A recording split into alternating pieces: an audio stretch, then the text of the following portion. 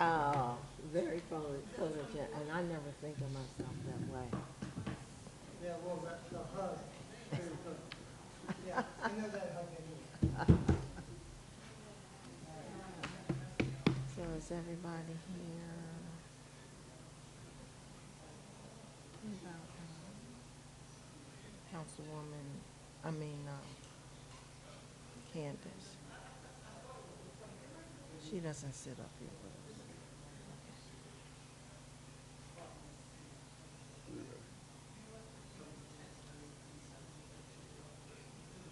I'm gonna give him a chance to sign it, and then give you the form.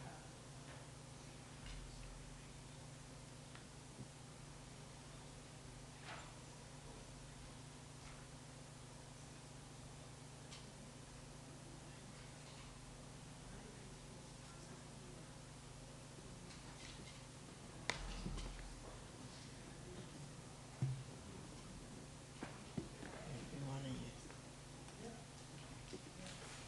Ready? Yes. Good afternoon, everyone. We're going to call to order Monday, March 23rd, 2026, 2 o'clock deliberative meeting. Mr. Solicitor? Oh, I just want to note for the record that Councilman Green is present and Councilman Davis is present, and absent is Councilwoman Williams and the mayor, Mayor Roots. Mr. Solicitor? Thank you, Deputy Mayor, members of council, members of the administration, Mr. Receiver, and the public. Welcome to the City of Chester deliberative meeting for March 23rd, 2026. The following ordinance is on the resolution to be voted on Wednesday.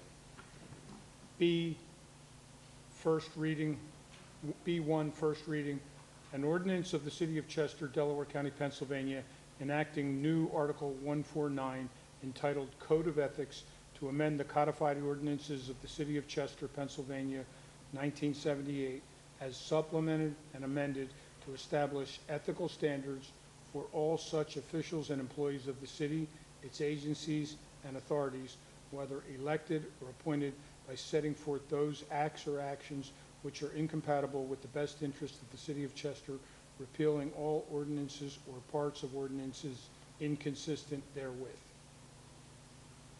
The following resolutions will be before council for passage.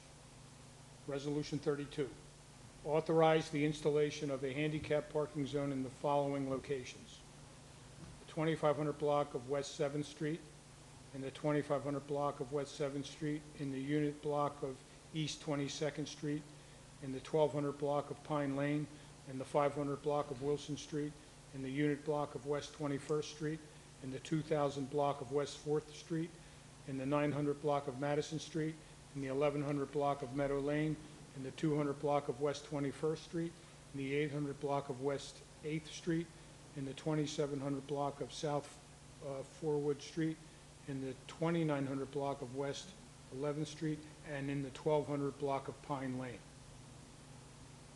Resolution 33, authorize the installation of an honorary street sign renaming a portion of Potter Street at Rose Street to Edward, quote, Ed, end quote, Nelson Way, in recognition of his dedication to his community and to serve as a visible reminder that a life transformed can transform a neighborhood.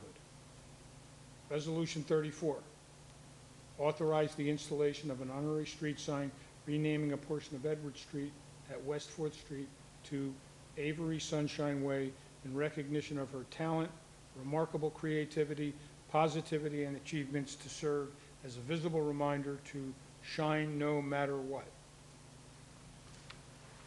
Resolution 35, authorize the acceptance of the purchase of $1,375,000 from Delcora for the parcel of ground owned by the City of Chester, located at 2nd and Dock Street, designated as tax map parcel 490600004900.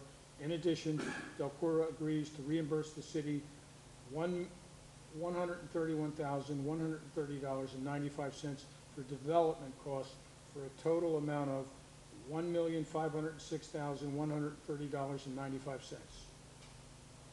Resolution 36, authorize the approval of change order number 3, parentheses, COR-0003, end parentheses, in the amount of $76,055.20, increasing the contract value between the City of Chester and Davis Construction to $4,994,308.20.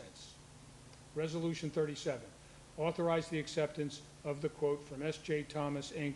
for roof replacement, Phase 1 of Chester City Hall Police Department repairs and new evidence room, parentheses, ARPA project number 36, end parentheses, not to exceed the total amount of $210,776.23.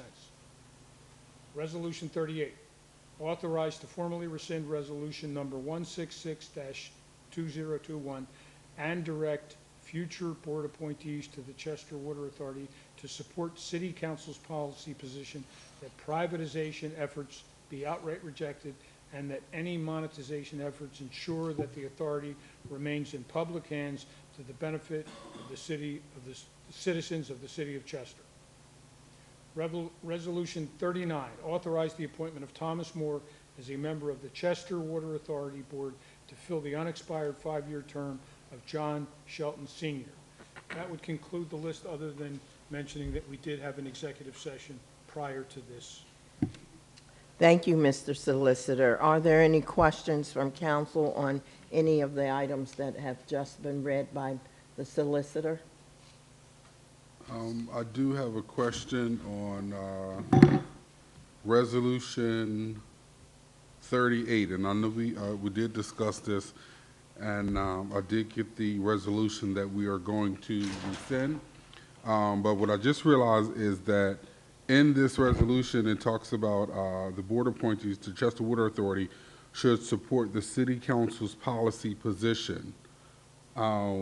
Are we going, do we have something documented that says City Council, the new policy position?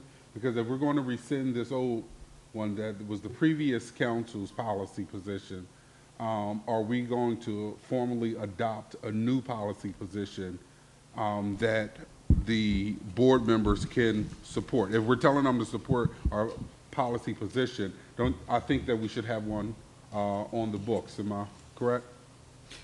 Councilman, you're absolutely correct. I think the intent of Resolution 38 is to set the record straight as to what City Council's policy is in regard to the sale of the Chester Water Authority, which this statement basically says that City Council is opposed to the privatization of the Chester Water Authority. However, monetization is something that's necessary in order to get the city out of its fiscal distress and out of bankruptcy, and part of that monetization requires that any monetization requires the Chester Water Authority to remain publicly held or publicly owned. So that's the broad statement of policy that council is looking to adopt as part of this. Where is that? That's not in the resolution that you gave me, though, correct? No, that's Resolution 38.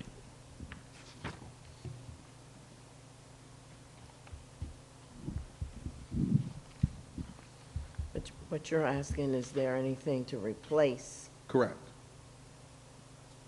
That's what this does. This formally puts council on the record that it's opposed to outright privatization of the Chester Water Authority. So we're replacing what was passed in the past some time ago. Correct. And replacing it with this. That resolution was detailed, which indicated that there was an asset purchase agreement, and it basically was the policy stated by the city that they were seeking to sell the Chester Water Authority to Aqua. This basically puts you on record to say that is not City Council's policy. City Council policy is not to sell the asset to Aqua. It's not to privatize it. It's basically to say monetization is necessary to get the city out of its fiscal distress, but monetization will require that Chester Water Authority remain publicly held in some fashion. What that looks like, that's obviously up for debate. Okay. Understood. Any more questions from Yes. any other members of council? Yes, Chief, can we get some more clarity on Resolution 35, please?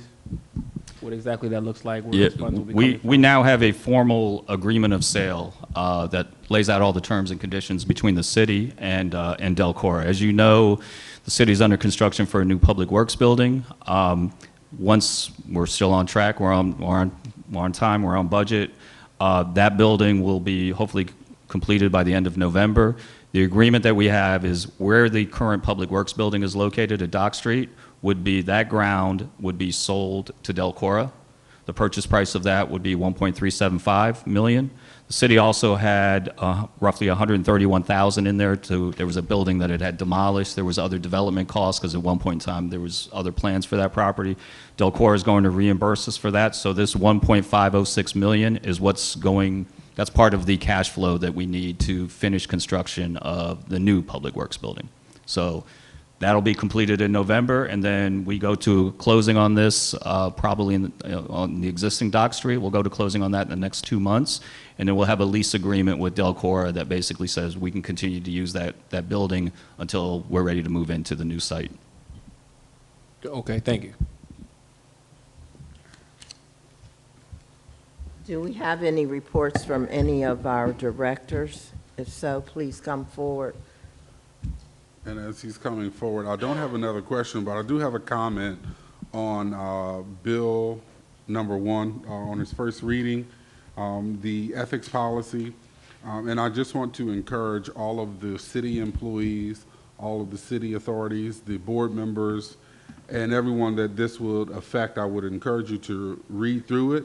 And if you do have any feedback or comment at the council meeting or the next council meeting, before we vote on it for a second time, I would bring those concerns to city council and let us know, because not only is this going to affect public elected officials, this also will affect city employees, and city employees will also have to sign off on this ethics policy. And board members that we appoint to the different boards and authorities in the city, they'll also have to sign off on this ethics policy. So I just would encourage everyone to read through it, and if you do find, though, there are some issues or you have some concerns, please bring that to council so that way we can look at it and address it before we vote to approve it. And those questions and concerns will have to be brought forward before the meeting, the second meeting in April. Correct. Because that's when we'll do the final. The final reading. Right. But I would, during public comment, when they say before, on the agenda items at that time, I would ask people to come and speak or give their opinions or issues if they have any. Fair enough? Okay, Mr. Troutman.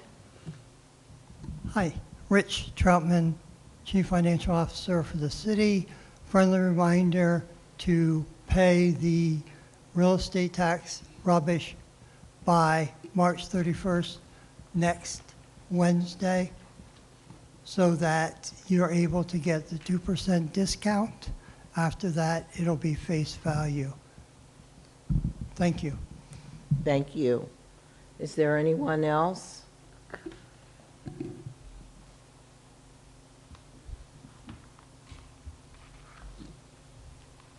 Any additional comments from council?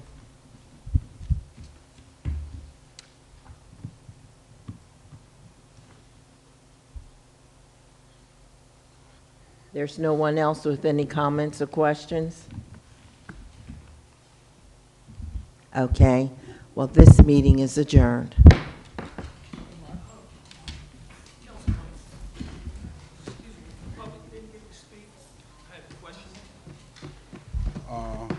Normally they ask, but they didn't, but you can come up and ask us.